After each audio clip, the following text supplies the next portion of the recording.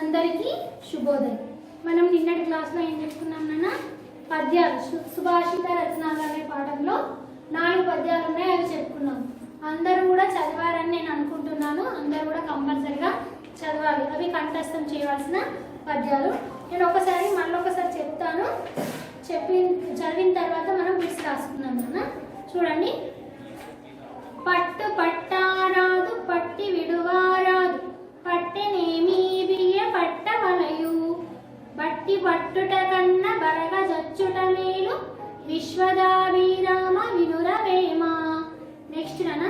తప్పులెన్నో వారు తండోపతండంబు, లుర్వి జనులకిల్ల నుండు తప్పు, తప్పులెన్నో వారు తమ తప్పులెరుగరు, విశ్వదాభిరామ వినురవేమ. కోకిలమ్మ చేసుకున్న పుణ్యమేమి, కాకి చేసుకున్న కర్మమేమి, మధుర భాషణమున మర్యాద ప్రాప్తించు, లలిత సుగుణాజాల తెలుగు బాల. నెక్స్ట్ వన్ అన్న. నరుడు మెచ్చేనేని నారాయణుడు మెచ్చు, దీనులందు దేవదేవుడుండు, మానవార్చనంబే మాధవార్చనమురా, లలిత సుగుణాజాల తెలుగు బాల. ఇవన్నీ 4 పద్యాలు కూడా మీకు కంఠస్థం చేయవలసిన పద్యాలేనా? మనం ఏంటిది, ఇవి అర్థాలు ఉన్నాయి కదా, ఈ 4 పద్యాలు కూడా కంపల్సరిగా అర్థాలు రాయాలి. ఇక్కడ మనకి ఏంటి అర్థాలు, బిట్స్. అర్థాలు ఇక్కడ మనకు అర్థాలు ఉన్నాయి కదా, ఇక్కడ ఇక్కడ ఇక్కడ ప్లస్ ఇవి. ఈ 4 అర్థాలు కూడా కంపల్సరిగా లైన్ గా రాయాలి. నేను ఒక పద్యాన్ని రాస్తాను. పట్టి, టగుడిస్తే టీ, టవతిస్తే టీ.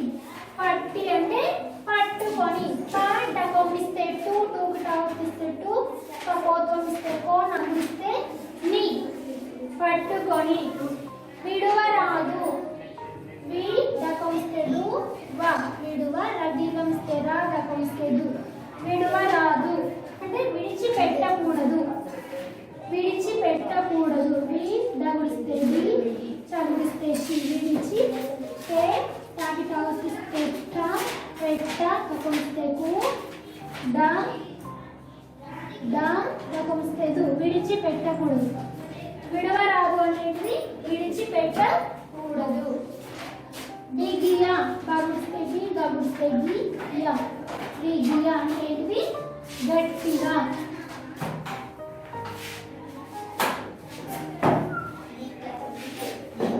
విడుట కన్నా, విడుట కన్నా.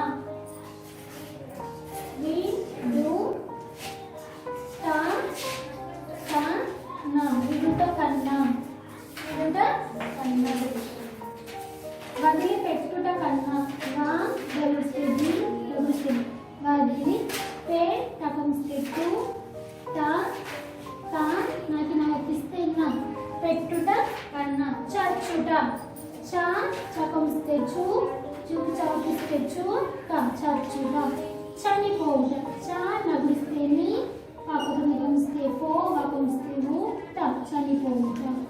చూడండి. పట్టి అనేది పట్టుకొని, విడవరాదు అనేది విడిచిపెట్టకూడదు, దిగి అనేది గట్టిగా, విడుట కన్నా అంటే వదిలిపెట్టుట కన్నా, చచ్చుట అనేది చనిపోవుట. ఇది ఒక్కటి రాసినాం కదా, ఇవి ఇవి ప్లస్ ఈ పద్యం, 3 పద్యాలు కూడా సీరియల్గా రాయాలి. ఇవి రాసిన తర్వాత రాయాలన్న. నెక్స్ట్ వన్ ఏంటిది మనకి? 2 ఖాళీలను పూరించండి.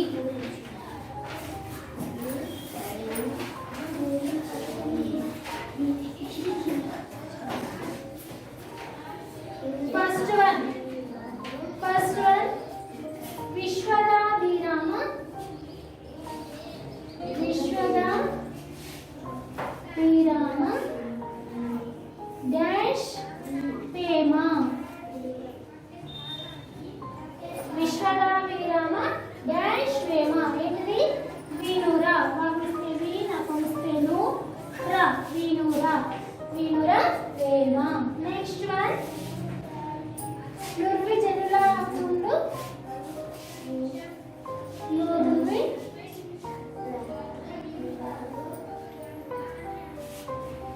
జనులకెల్ల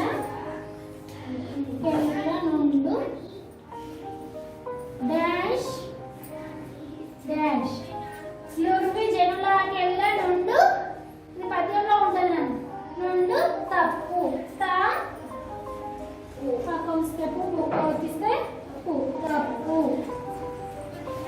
థర్డ్ వన్ డాష్ చేసుకున్న కర్మమేమి. చేసుకున్న కర్మమేమి. కర్మమేమి. చూడండి, నేను డాష్ చేసుకున్న కర్మమేమి. ఎవరు చేసుకున్న కర్మము? మరి కాకి. కాకి చేసుకున్న కర్మ.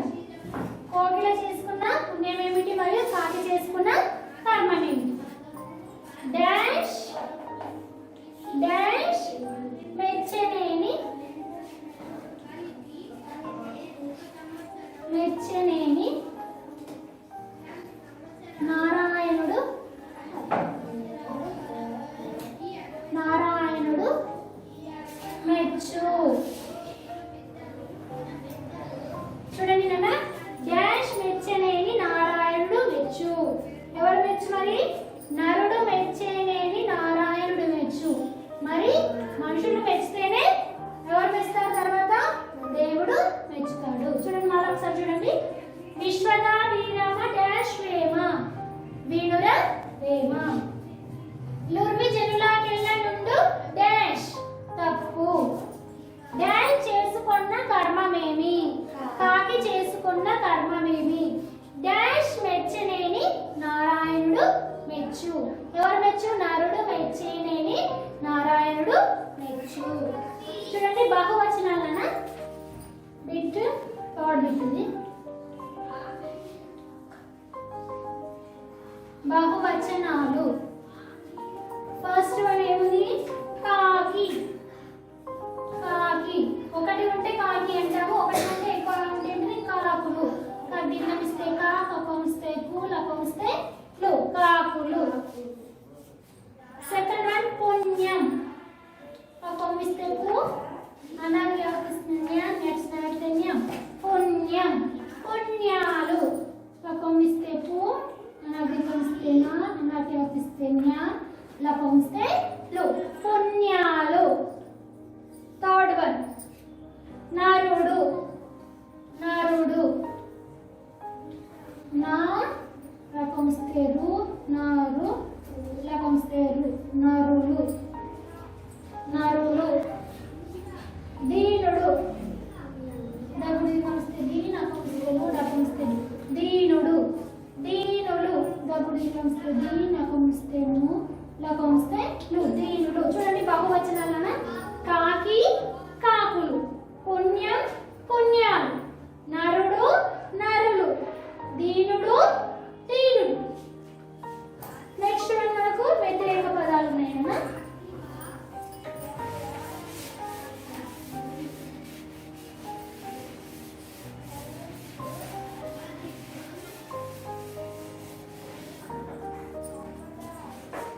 ఫోర్త్ బిట్ వ్యతిరేక పదాలు.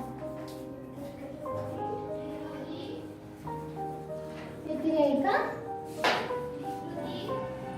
పదాలు. ఫస్ట్ వన్ మేలు. మేలు. మేలు అంటే ఏంటిది? వ్యతిరేక పదం కీడు. మేలు అంటే ఏంటిదన్నా? కీడు. నెక్స్ట్ వన్ తప్పు. తప్పు ఒప్పు. వ్యతిరేక పదం ఏంటిది? ఒప్పు. తప్పు ఒప్పు. థర్డ్ వన్ పుణ్యం. పుణ్యం పాపం. వ్యతిరేక పదం ఏంటిది? పాపం. పుణ్యం పాపం. ఫోర్త్ వన్ మర్యాద. మర్యాద. అమర్యాద. మా రాతి వస్తే రా, రాతి వస్తే ర్యా, ద. అమర్యాద. ఫిఫ్త్ వన్ నరుడు. నా రకం ఇస్తే రు, రకం ఇస్తే డు, నరుడు. దేవుడు. దాకైతే నీకం ఇస్తే దేవ, అకం ఇస్తే ఊ, డకం ఇస్తే డు, దేవుడు. చూడండి నాన్న, ఒకసారి. మేలు అంటే ఏంటిది? కీడు. తప్పు అంటే ఏంటి? ఒప్పు. పుణ్యం అంటే ఏంటిది? పాపం. మర్యాద అంటే ఏంటి? అమర్యాద. నరుడు దేవుడు. నరుడు దేవుడు. నెక్స్ట్ వన్ మనకి ఏమున్నాయి ఇక్కడ? సొంత వాక్యాలు.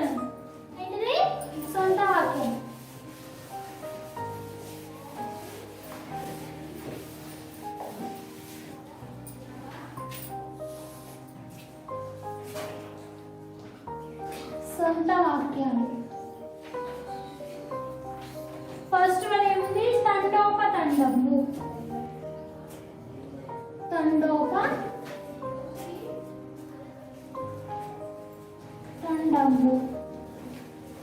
తండోపతండము.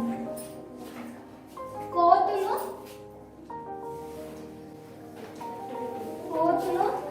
తండోపతండాలుగా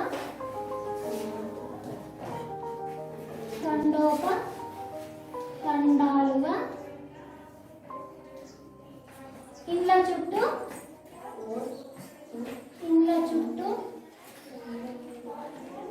తిరుగుతుంటాయి.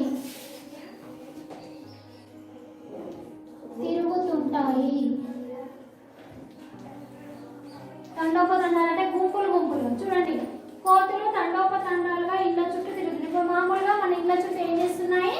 కోతులు గుంపులుగా వచ్చి తిరుగుతుంటాయా? ఆ విధంగా. Next one ప్రాప్తించు.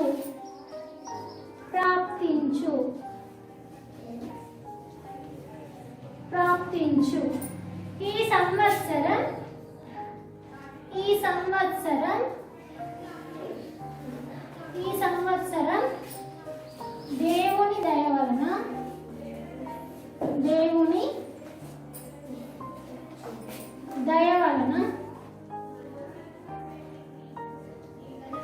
దేవుని దయ వలన మంచి సంపద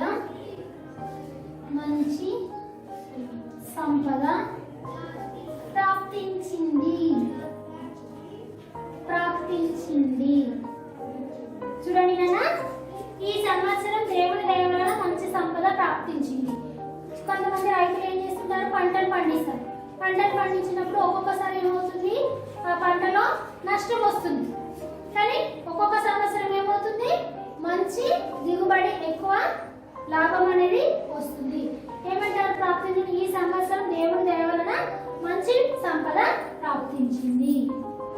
థర్డ్ వన్ మెచ్చుట.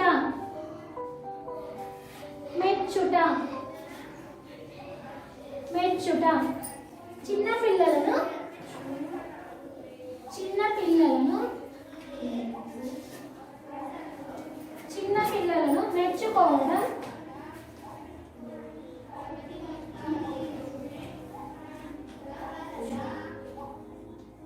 మెచ్చుకోవడం చాలా మంచి అలవాటు.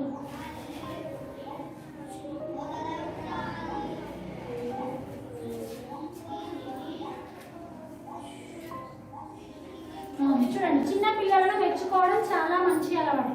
చిన్న పిల్లలు ఏం చేస్తున్నారు? ఏదైనా ఒక పని చేసినప్పుడు వాళ్ళని మెచ్చుకోవాలి. మెచ్చుకుంటేనే వాళ్ళు ఇంకా మంచిగా చేయడం జరుగుతుంది. మీరు కూడా ఏంటిది? మంచిగా హోంవర్క్ చేశారు అది ఇదని పొగడాలి. పొగిడితేనే మీరు రేపు ఇంకా మంచిగా రాసుకొస్తారు. లేకుంటే తిట్టామనుకోండి, రేపు ఏం చేస్తారు? అసలే ఆ విధంగా చిన్న పిల్లలను మెచ్చుకోవడం చాలా మంచి అలవాటు.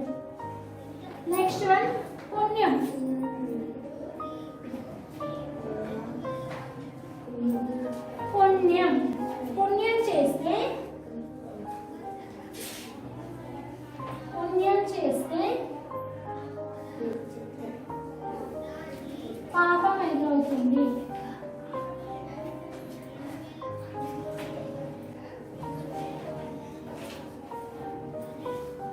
పుణ్యం చేస్తే పాపం ఎదురవుతుంది. చూడండి, పుణ్యానికి పోతే ఏమవుతుంది?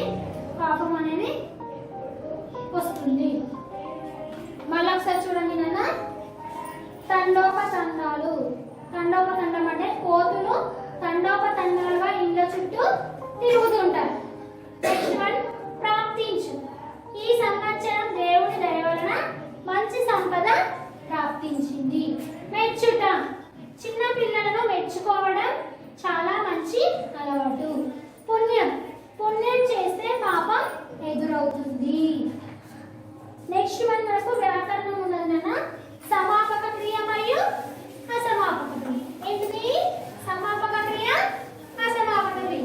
సమాపక క్రియ అంటే ఏంటి? మరి ఏదైనా ఒక పదానికి పూర్తి అర్థాన్ని ఇచ్చినట్లయితే దాన్ని ఏమంటారు? సమాపక క్రియ అని అంటారు. పూర్తి అర్థాన్ని ఇవ్వని దానిని ఏమంటారు? క్రియ అని అంటారు. చూడండి ఇక్కడ మనకి క్రింది వాక్యాలలోని అసమాపక క్రియలను గుర్తించండి. ఇక్కడ ఏమన్నారు మనకు ఓన్లీ అసమాపక క్రియ మాత్రమే ఇచ్చాడు. చూడండి ఇందులో ఫస్ట్ వన్ రాము గుంటూరు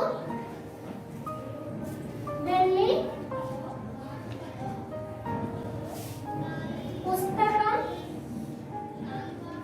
పుస్తకం కొన్నాడు. ఇక్కడ మనకి ఏమడిగాడు? అసమాపక క్రియ అడిగాడు. అసమాపక క్రియ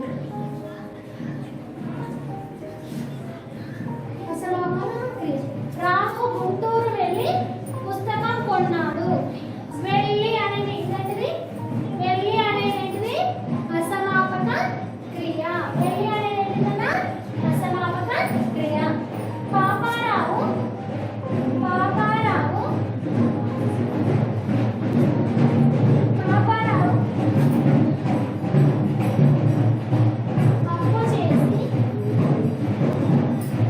అప్పు చేసి కొత్త టీవీ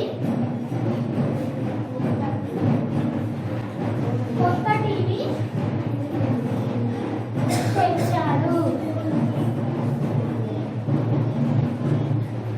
చూడండి పాపారావు అప్పు చేసి కొత్త టీవీ కొన్నాడు. ఇక్కడ చేసి అనేది ఏంటిది? అసమాపక క్రియ. ఇది పూర్తి అర్థాన్ని ఇస్తలేదు. నెక్స్ట్ వన్ సుహాసిని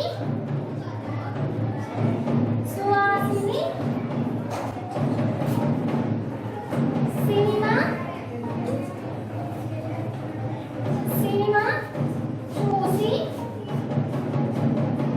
నిద్రపోయింది. చూడండి ఇక్కడ చూసి అనేది ఇక్కడ మనకేంటిది ఓన్లీ అసమాపక క్రియనే అడిగాడు. సమాపక క్రియ అడగాలి. అసమాపక క్రియను వెళ్ళి చేసి చూసి. ఇక్కడ సమాపక క్రియ అంటే ఏంటిది? కొన్నాడు, తెచ్చాడు, నిద్రపోయింది. ఇదేంటిది? సమాపక క్రియ. ఇది అర్థమైంది అందరికీ? ఇవన్నీ బిట్స్ కూడా ఏం చేయాలి? సిడబ్ల్యూలో నీట్గా రాయాలి. ధన్యవాదాలు.